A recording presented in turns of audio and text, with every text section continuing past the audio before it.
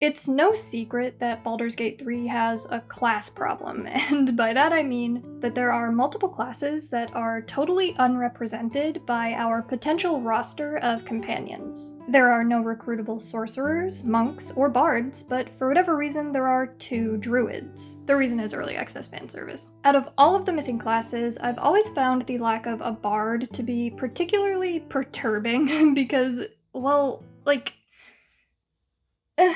Alfira is one of those characters that most players were immediately attracted to based on vibes alone. Larian wrote this sweet, tender, loving person, gave her a tragic backstory, wove her into all 3 acts of the game, and then made the baffling decision to not include her as a companion, and that just makes me wanna...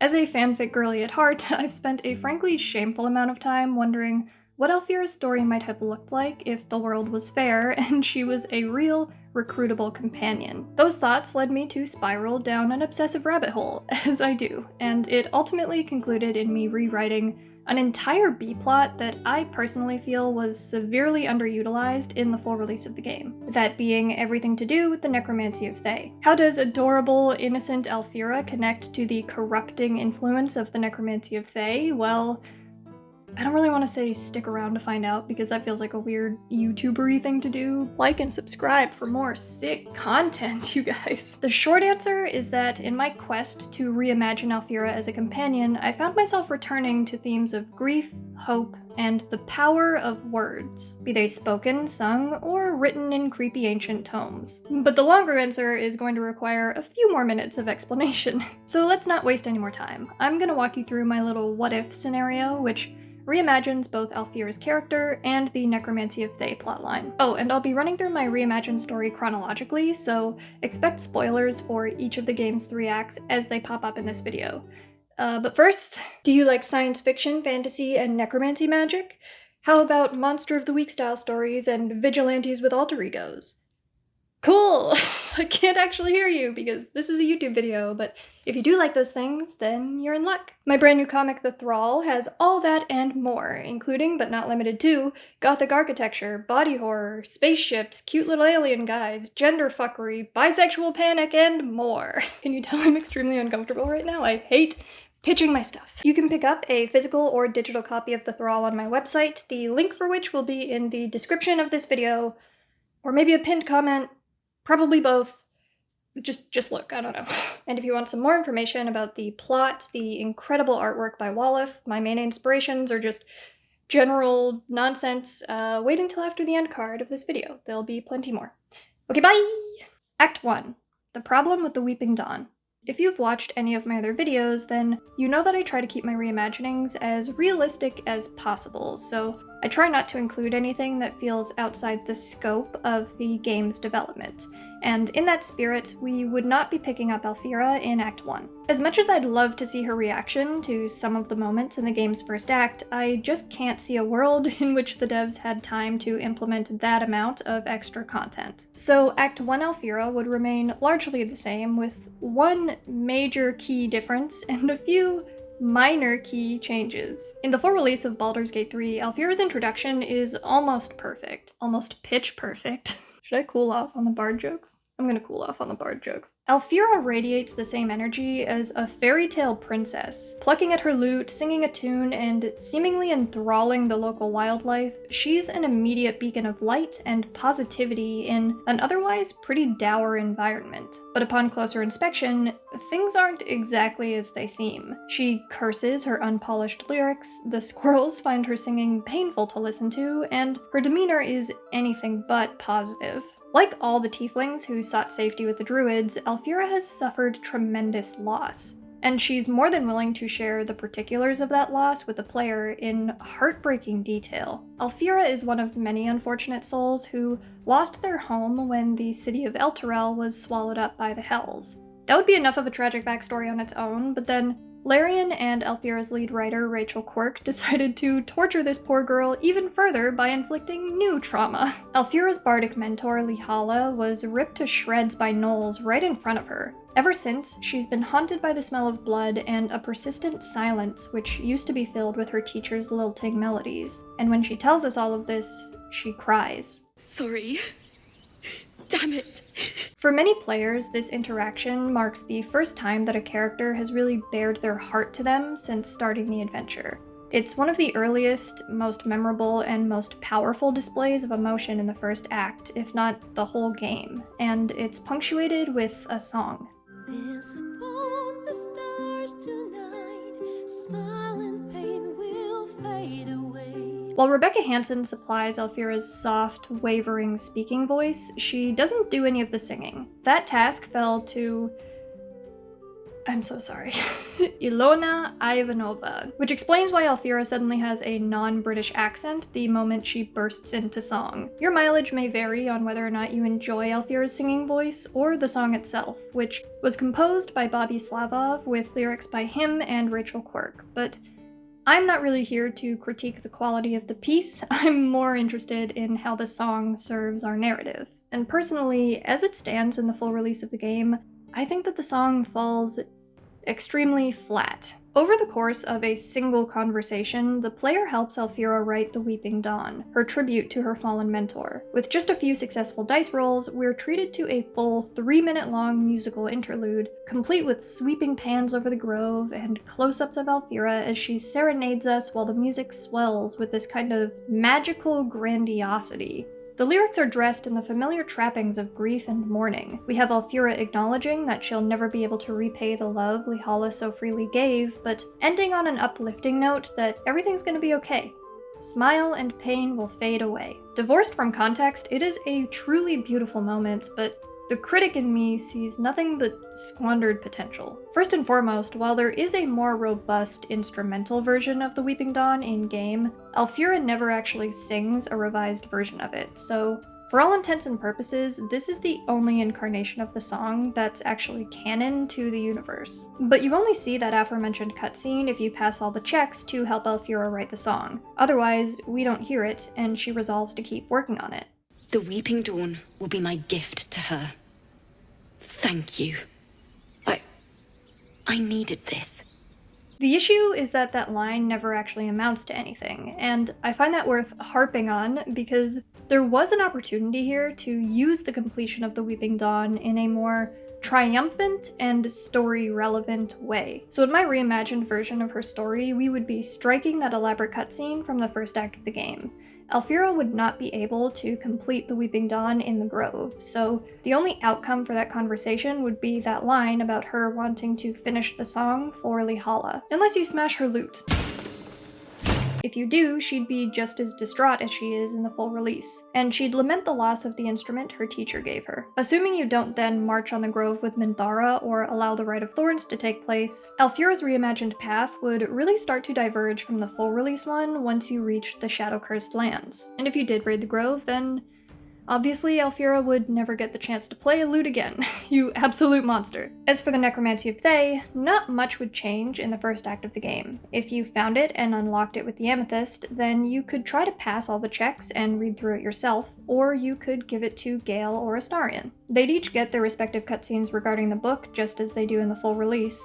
Hello. But it wouldn't give away all its secrets. Whoever read the book would get to learn Speak with the Dead as a ritual, but they wouldn't get the Forbidden Knowledge passive. We'd still learn that it has something to do with necromancy and the undead, but its true purpose and power would remain mysterious. Gil would not be given the opportunity to consume it as he can in the full release, and any attempt to destroy the book would be unsuccessful. And with that, we can move on to Act 2. Act 2. Hope, Grief, and Actions. As is the case in the full release of the game, we would reconnect with Alfira in Act 2 at Last Light Inn with the rest of the Tiefling refugees, but rather than having her just sitting in the center of the building, my reimagining would see her off on her own somewhere, maybe sitting on the unoccupied upstairs patio. There she would be gazing out into the unending night and softly humming The Weeping Dawn to herself in a kind of grave and solemn way. And when she heard the party approaching, she would stop and greet you. If you destroyed her lute, she'd treat you with contempt, exhaustion, and resignation, and say that the last thing that she wants to deal with right now is you. But if you were nice to her, she'd still sound exhausted, but She'd tell you that she's glad that you made it here alive, and then she'd say the same thing she does in the full release. That on the way to Last Light, the Tiefling refugees were ambushed by followers of the Absolute. Some were tortured, others were kidnapped, and the fortunate ones, like herself, managed to escape. Alfira would then ask us the same question she usually does. How do you do it? How do you keep going? I paused to highlight this moment because, in my reimagining, this would effectively be the core of Alfira's story. Hers would be a tale of a regular person being pushed into action after witnessing atrocity after atrocity, and seeing which direction that justified anger, fear, and grief takes her. And Tav, as well as the rest of the party, would play a vital role in deciding her ultimate fate. So, okay, back to that line. How do you do it? How do you keep going? I honestly don't love a lot of the responses to this question. A lot of the non-class-based ones feel a little too shallow and impersonal. I wish there was at least one about feeling like you have no choice but to struggle onward, or the idea that if we stop fighting, they win, or maybe something about pursuing power above all else. Really, I just want more openly good or bad aligned dialogue options with personality. But no matter your dialogue choice, your words would resonate with Alfira. She'd say that she's not sure that she has the same resolve you do to keep pushing forward, but that she'd like to try. She'd tell the player that she believes some of her fellow tieflings are being held at Moonrise Towers, and she'd ask to join the party to help rescue them. If you were nice to her, then she'd ask in a pretty straightforward manner, but if you were mean and smashed her loot, then she'd have a cutting word for you about how she thinks you're her best bet at getting her friends back. From there, Alfira would become a selectable party member, but if you make the decision to massacre all of Last Light, then she would leave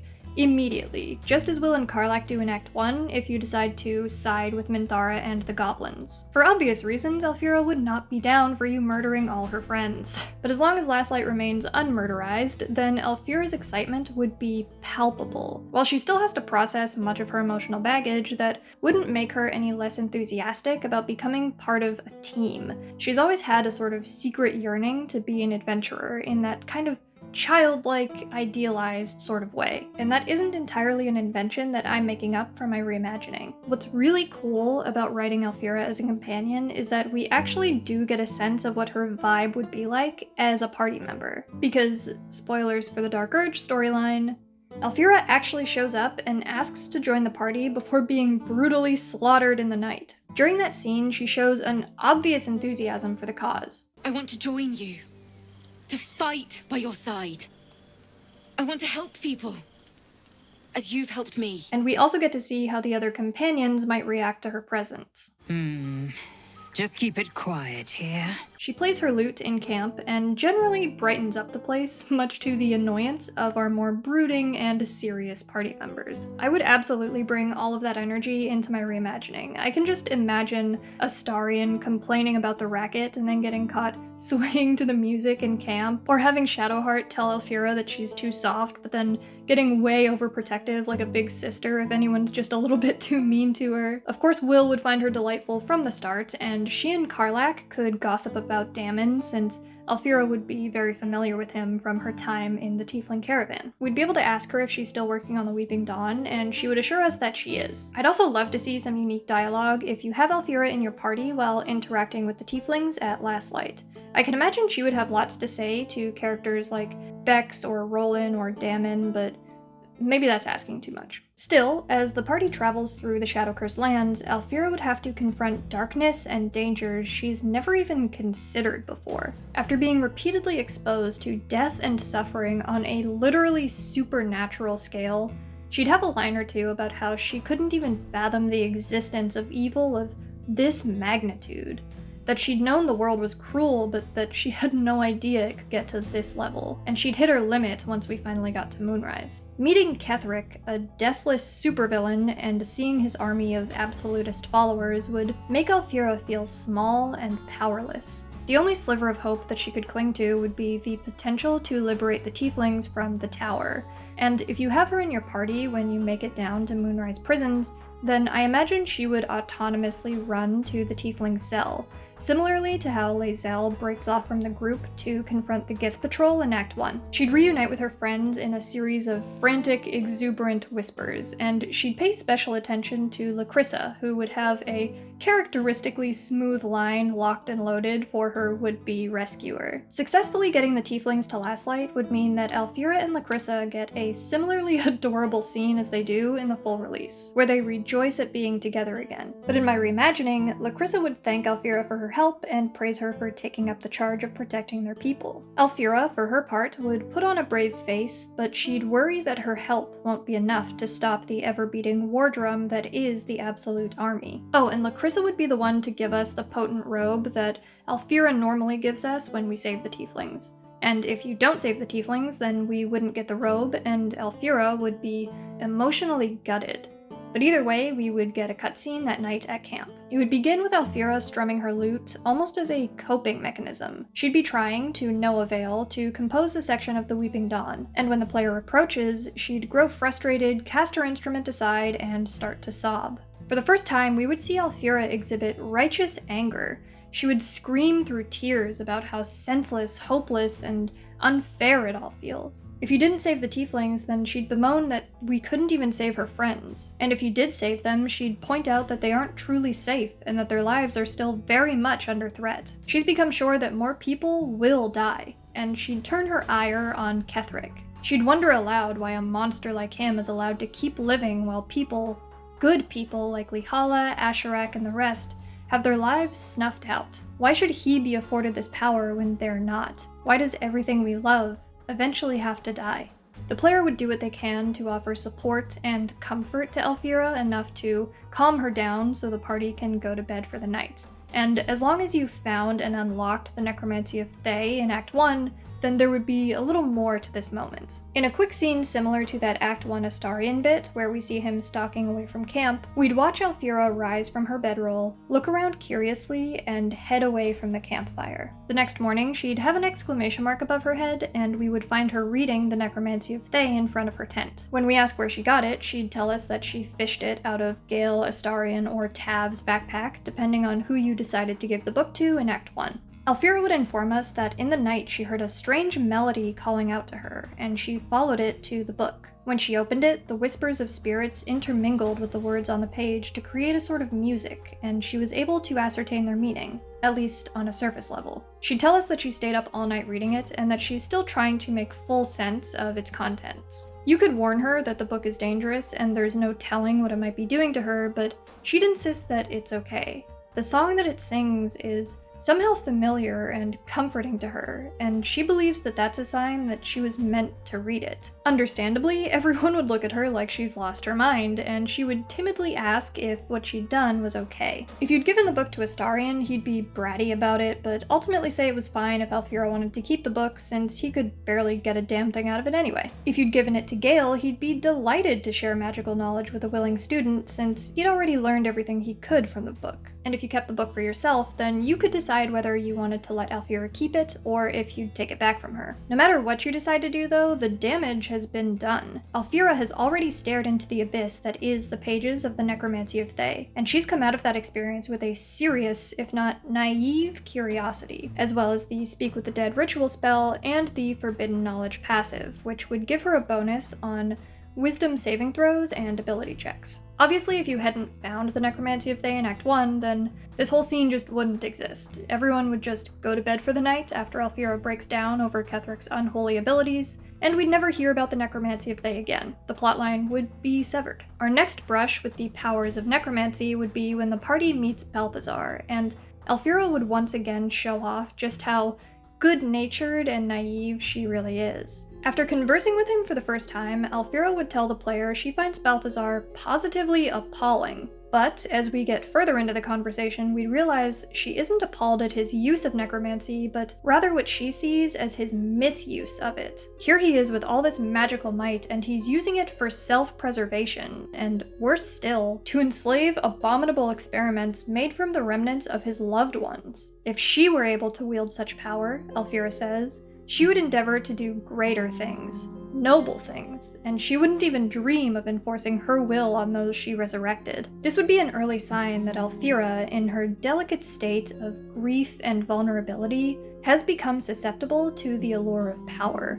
But at least at this point, she wants to do good things with it, and Tav could either choose to encourage this line of thinking or try to tamp down on it. As Act 2 comes to a close with the defeat of Ketheric Thorm, any amount of triumph Alfira feels is dampened by the even more impossible threat that is the Elder Brain. But she holds fast with the support of the party and the knowledge that her friends are counting on her. And during the night before we head into Baldur's Gate for the first time, when we're all looking down at that skyline, Alfira would allow herself to feel a little hopeful. She would tell us the same thing we learned from the full release when you find her on the roof of Elfsong Tavern, that she's always dreamed of opening a music school here in the city. And she'd try to convince us, as well as herself, that she knows it's going to happen, just as soon as we save the world. Act 3.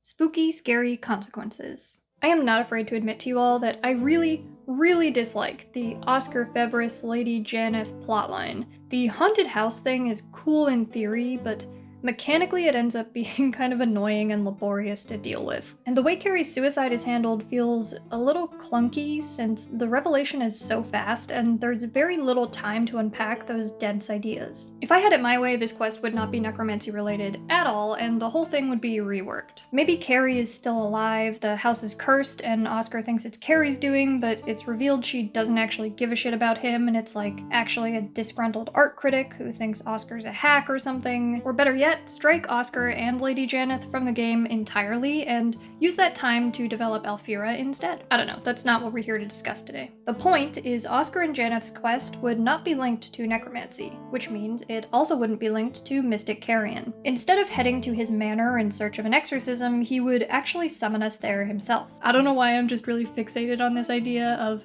one of his obedient ghoul servants finding us in the middle of Baldur's Gate and then just like silently handing us a letter and then scampering away. The letter would be fittingly melodramatically creepy, raving about how the spirits have been whispering our names ever since we set foot in the city and offering Carrion's shady services to us.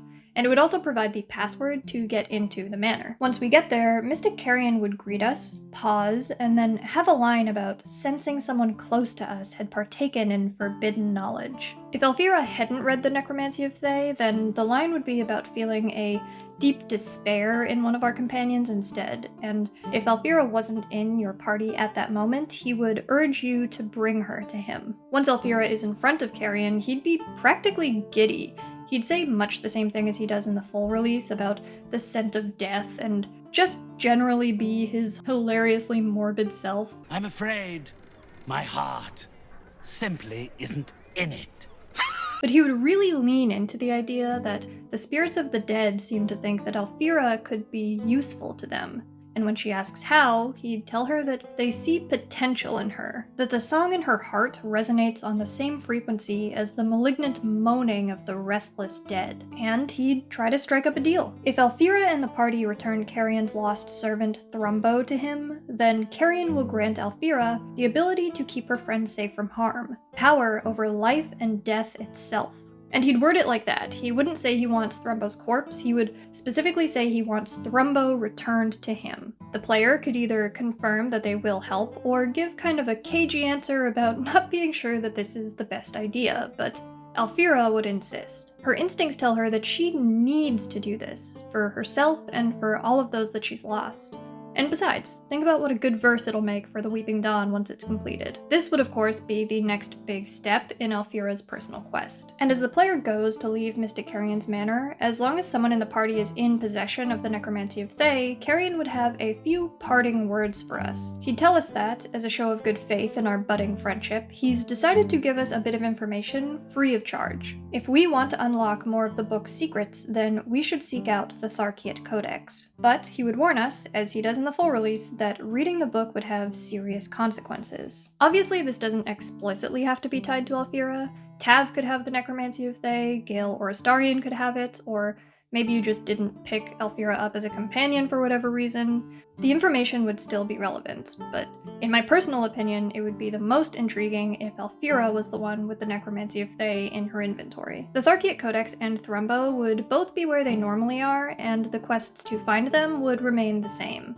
As with Thrumbo's dialogue, he would tell us exactly what he does in the full release. That Mystic Carrion is a horrible, torturous tyrant who raised him and his friends from the dead and mistreated them, and that Carrion's actually a mummy lord who can only be killed by finding and destroying the jar he keeps his heart in. When told that we were sent there to find and return Thrumbo to Mystic Carrion, he would tell us that he won't go back without a fight, and so Alfira is suddenly faced with several hard questions. Is she willing to sacrifice one innocent person for the sake of her friends, and in the name of those she's already lost? Can she really determine the value of one life over another? And could she live with herself if she did? She has to choose. Will she strike down Thrumbo and bring him to Carrion so that she might possess new and powerful abilities? Or will she endeavor to destroy Carrion, giving up the chance at power but saving an innocent life? As with, most of the companion quests, Tav could either let Alfira decide for herself or try to pass a persuasion check to sway her to one side or the other. If Alfira goes to the dark side and brings Thrumbo's corpse to Mystic Carrion, then he does what he promises. He communes with his spirits and imbues Alfira with new abilities. The ones I specifically have in mind are Revivify, Harm, and Overwhelming Grief. Right now, Overwhelming Grief is only available for NPCs, so I think that would make this choice feel extra special. I also considered adding Death Ward to that list, but that's an abjuration spell, not a necromancy one, so I don't know, I think the other ones work. Alfira's abilities wouldn't be the only thing to change either. If you took Carrion's deal, her personality would shift. She'd become distant, resolute, and self-assured in a sort of haughty way. You'd get the sense that a part of her regrets this decision, but that she's going to make the best of these gifts that she's been bestowed. And if you take Alfira to visit Lacrissa at Elfsong Tavern, she would say something to the tune of not even recognizing who she is anymore. If Alfira takes the good path and decides instead to kill Mystic Carrion, then the quest would be the same as it is in the full release. We would be able to find all of Carrion's jars around Baldur's Gate and discover that his heart has been inside Thrumbo all along.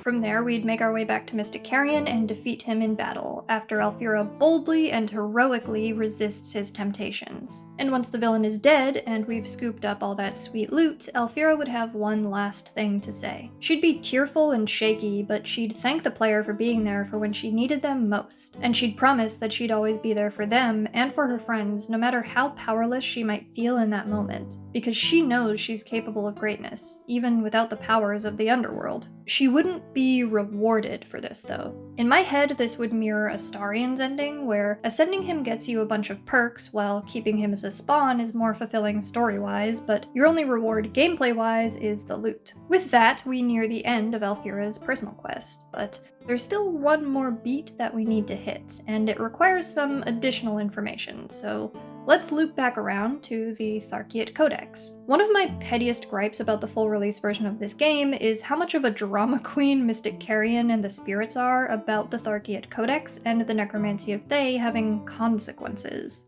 The Starclan, the game, the book must remain sealed.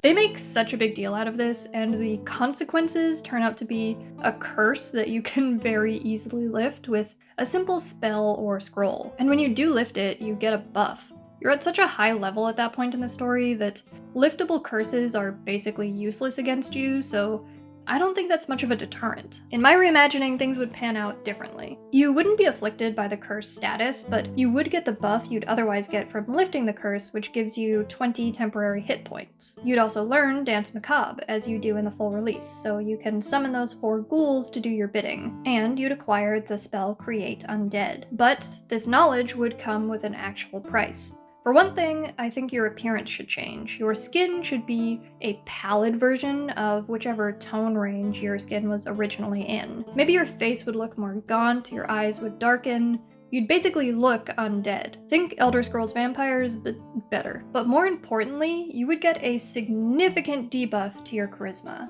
I'm thinking maybe like a -5 to ability checks and saving throws, but As I've said in other videos, I'm not good with numbers, so don't quote me on that exact stat. Obviously this would suck for anyone who read the Tharciate Codex, but it would be especially poignant for Alfira the Bard. Pursuing further forbidden knowledge would mean sacrificing the thing that Alfira committed her life to, the thing that connected her to her dead teacher. If she had taken Mystic Carrion's deal, then she wouldn't really have much of a reaction to this, other than saying that it's a necessary step in her journey to be able to protect her friends. But if she killed Carrion, she would react massively to it, but ultimately resign herself to her fate and take on the same personality she would have if she did take Carrion's deal. Either way, it would affect how her story ends, but before we touch on that, let's get to what you're all actually here for. Act 4. Acquiring Alfira's affections. In my reimagining, a romance with Alfira would start off incredibly sweet. Given how she reacts to Lacrissa flirting with her, Lacrissa!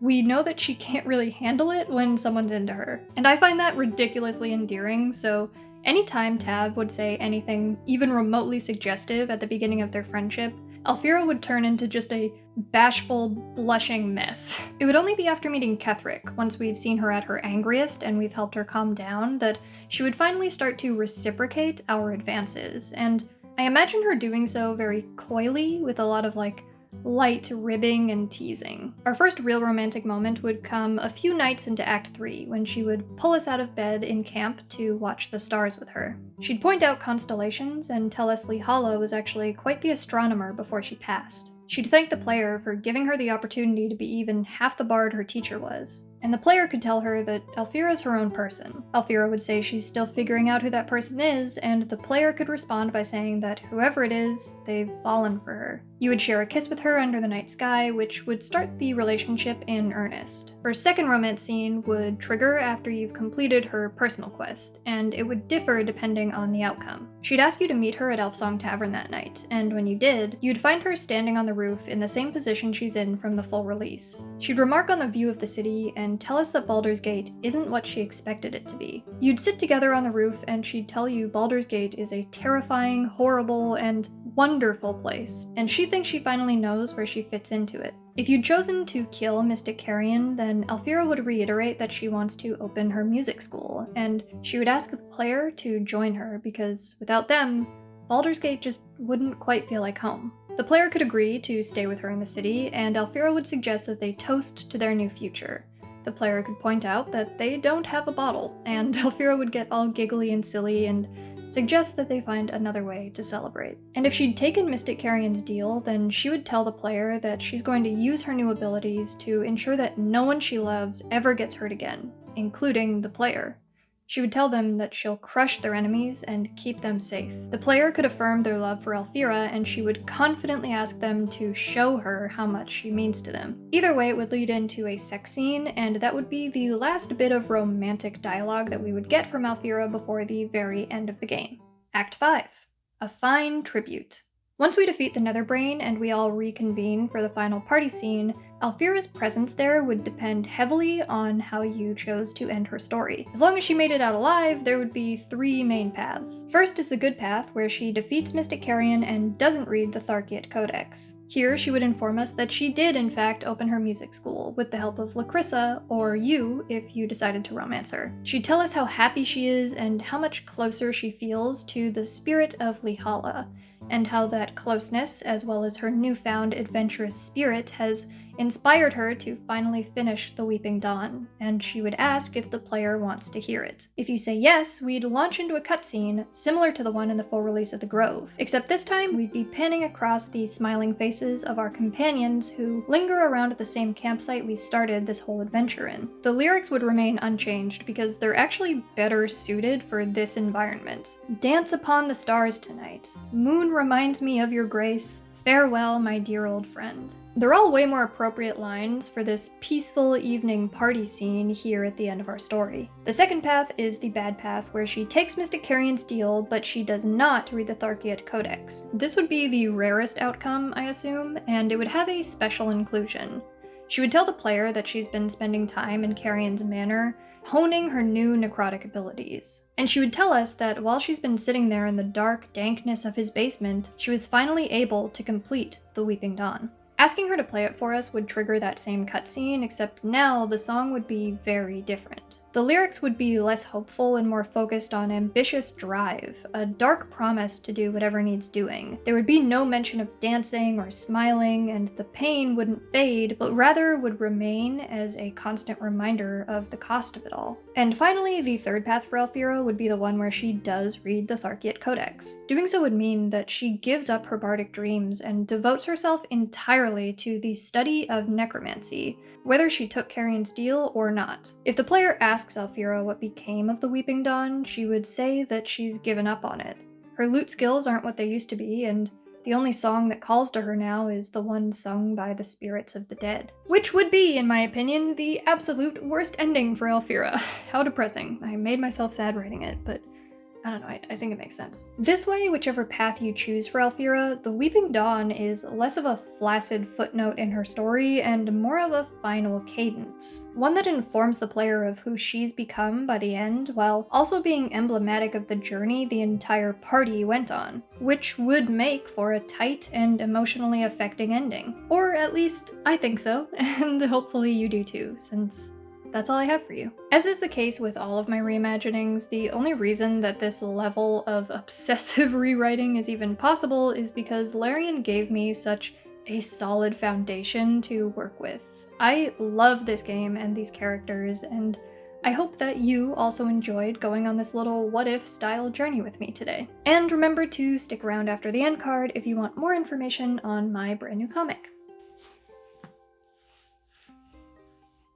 So yeah, I wrote a comic. Actually, I wrote it like a year ago and I've just been sitting on it, kind of deliberating whether or not to even publish it or put it out there at all. But the artwork that's done by Wallif honestly deserves to have as many eyes on it as possible because it's beautiful, and I think it's time that I just get over myself and just put something out there. So that's what I'm doing. It's terrifying. This book is obviously about the Thrall. They are a necromancy magic-wielding vigilante who lives a double life as what's essentially an intern for the city's useless government. They use their magical abilities to fight undead monsters with the help of a mysterious bestiary that catalogs all manner of necrotic abominations, and all the while they have to deal with their body that is slowly decaying. I tried to touch on themes of gender, sexuality, and chronic illness with this book, and my main inspirations ended up being the Batman animated series, the Witcher novels, and Cyber 6, both the comics and the Canadian animated TV series that I grew up watching. This is the first in what will hopefully be a short little series, but I think that it also stands on its own as a complete adventure. And again, you can get it as a physical book or a digital PDF on my website. What's stopping you from just downloading the PDF, paying the $2 or whatever it is, and then sharing it with everyone you know?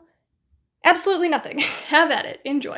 If you order a physical copy, though, you can ask to have it signed, and I will absolutely do that because I'm shipping all of these out myself. I say all of these, but like, honestly, I'll be blown away if I sell a single one of these things. This is very much just a labor of love. Also, no, I didn't give Alfira a necromancy story because I wrote this book, and her story does not at all mirror the one that is in this book. I just realized as I started writing the script for this video that it would kind of be like a perfect way to plug the book, and it just worked out. Just in case anybody was wondering, I don't know. Okay. Thanks for sticking around, and goodbye. A curse that you can very easily lift with a simple spell or No.